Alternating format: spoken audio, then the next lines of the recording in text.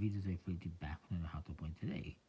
We're looking at the game Mythical Dice, which is not a card game, it's a dice game, but it's a trick-taking game, and it's related to a card game, so I figured I'd check this out. Designed by Manfred Reindl, art by Wanzen Gill, produced by Plate, also produced by Gameology and I guess Olifant in Italy, which I'm not familiar with. Is a game that is, it does have some nice UV ink on the box, really cool. It's about a Minotaur. It's also actually just re-released this year as Mighty Dice, and I think that was from Yellow, I think I want to say. It's for ages 8 and up, 3 to 6 players, takes about 3 minutes. This game also has been released in like Germany, I believe, as basically Skull King the Dice Game, or whatever it's called in German.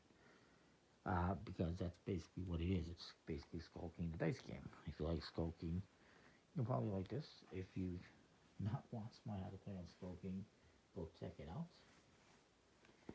Anyway, each player is going to get a player screen. On the screen, both sides are exactly the same. It shows you how many there are of each die, and there's 6 different colors, 4 different types of regular dice, and 3 types of special die, which I will look at. So the first one on the list, and I got a whole bag of them here, there is 36 dice total, 6 special dice, 30 number dice, the 6 dice screens, a dice bag, and a score pad. Just like Skull King, you will get points for each trick if you match your bid. However, if you're off on your bid, more or less, you will lose 10 points for each one you are off. But there's also potential bonus points for playing special die. Potentially. In the game, these are the dice you get. You get these gray ones, there's 8. On one side, there is a 7. On 2 sides, there is a 1. And on 3 sides, there is a white flag, which is basically a 0. So there's 8 of those. There's also 8 purple, which has 1s, 2s, and 3s. So 2 of each. It's the next kind of strongest one. Next is yellow. There's 7 yellow and 7 red. The yellow has 4s, 3s, 4s, and 5s on it. And the reds have 5s, 6s, and 7s. Then you get the special die.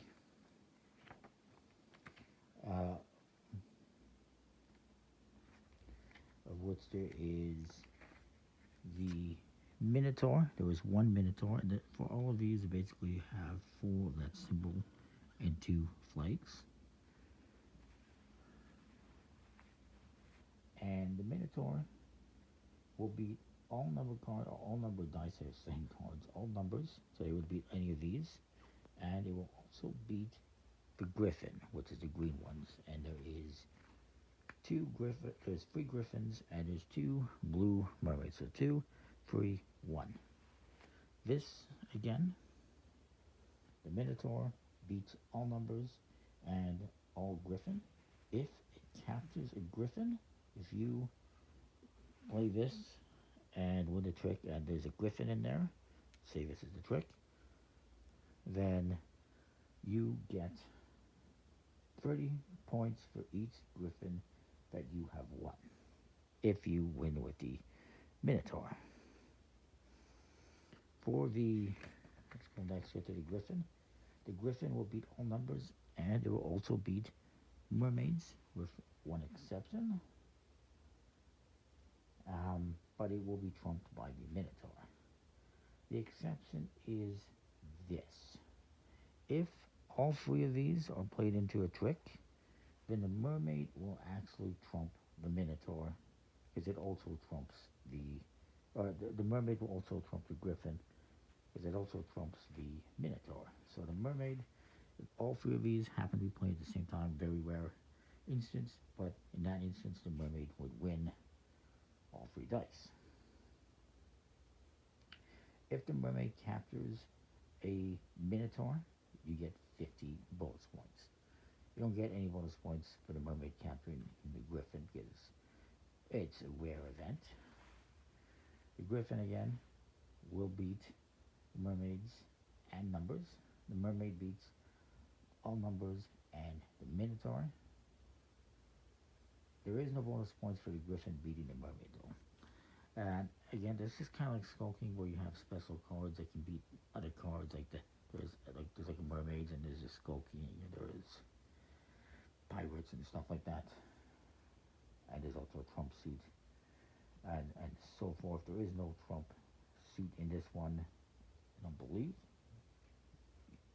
Let me just double check that.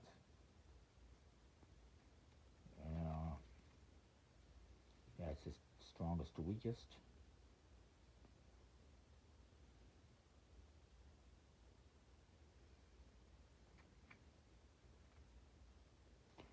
So, you're going to take all these dice, put them in the bag. Each player gets a player screen. Put in front of yourself to hide your dice.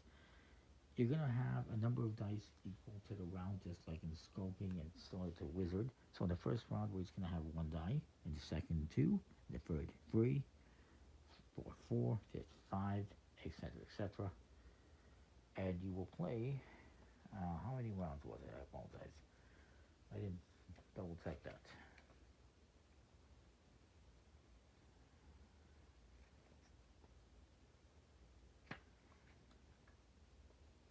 You will have 8 hands in a 3 or 4 player game, 7 in a 5 player game, 6 in a 6 player game.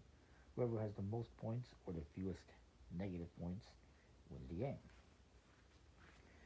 And what you're going to do, there's also a simplest card if you want, where if your bid is wrong, you just get 0 points.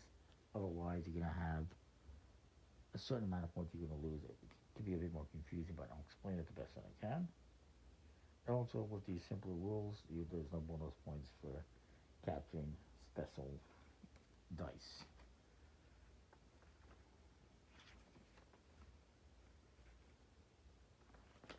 So the way it works, again, the first round we're each going to get 1 die. The second, we'll get 2, third, 3, etc., etc. So the first round, we each take a die. I'm not looking, and I can look at my own. Oh, I got a gray one. We can put the bag aside.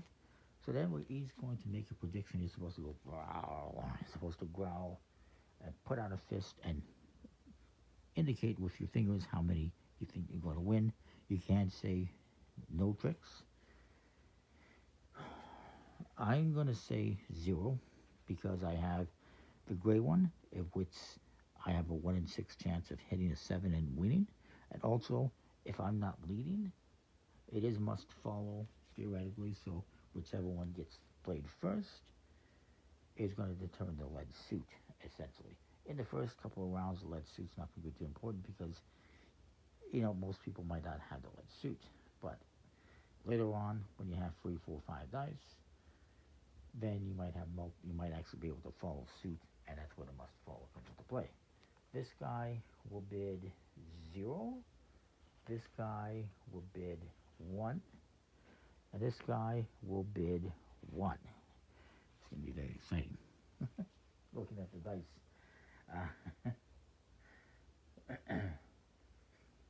So we each do the growling and make a prediction of how many tricks are going to win. I believe they both said 1. We both said none. 0. And then the starting player will begin by throwing and rolling their die, and then that will determine the lead suit, if any. If a person leads with a special die, then there is no lead suit. And again, if it's a number die, like for instance, I'm going to play this gray one. I will roll it, and I get a flag. Yay, I won my prediction. Then then everyone else is supposed to follow with gray. Now that's could be bad for me because actually technically I led, and even though I have a flag, if everyone else plays something of a different color, I would still win the trick with a 0. So I'm hoping that's not the case. But anyways, let me roll that better. And I guess okay, flag. The universe is saying you get a flag. So that's what I got. This player's gonna roll the die, and they get a 1. It doesn't matter if they did not follow the lead suit, so they're not gonna win. So they fulfill their prediction. This player rolls a die. Oh, oh, they had the Minotaur, but they got the flag, so it's 0. And this guy, oh, I spoiled it. They have the mermaid. They also get a flag. This is horrible. So I win the trick with a 0 because I led, and nobody else beat me. So I would win. So I predicted 0. I actually won somehow. I believe that's how that would work. I don't even know if it's explained in the rules what happens if you win with a flag, if you can win with a flag. So in this instance, since I predicted 0 and I won, then this is a bad example. We'll look at that example in a minute. Then I would lose minus 10 times the round. So in the first round, it's going to be minus 10 points is what I get for every trick that I'm off. Let me just double check that. So if you bid 0 like I did, and you're forced to win the trick, you're gonna multiply the hand number times minus 10. So 1 times minus 10 is minus 10 points is what I get. If this had been the 4th round, it would have been minus 40 points that I would have gotten. They bid 0, they were correct. So if you bid 0 and you're correct, you get the current hand number times 10. So they would get 10 points. Again, if it was the 4th round, they would get 40 points. And the reason for that is because the more dice you have, the more likely it is that you're going to win tricks. So it's riskier to bid 0, and so it's more rewarding if you're correct. This guy bid 1, and he was wrong, so he's going to get minus 10 for each one he was off. So he was off by 1, so minus 10 and minus 10. We're off to a great start. Also, that's the minus 10s. So I'm going to put these back in the bag, and now we get 2 each. And we'll say since I won, I get to lead. And we're all going to make predictions. So I'm going to predict 1. This guy will predict 1. This guy 1, I guess. And this guy also 1. So I will lead with a red, or a red 7. This guy, if he has red, which he does, he has to follow. And he also gets a 7. This guy does not. So he will play this purple. He's going to lose. And this guy will play this green one, the mermaid, and he gets it. Not the mermaid, sorry. What was that one again? The griffin. So the griffin will beat the numbers. So he wins the trick.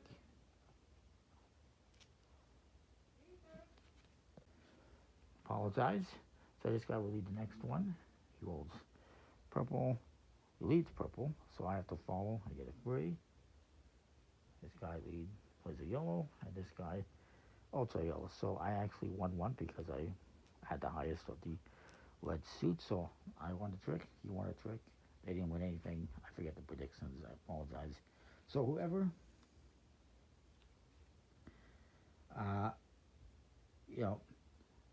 you keep doing that until you've played X amount of rounds per hand, however many it was again.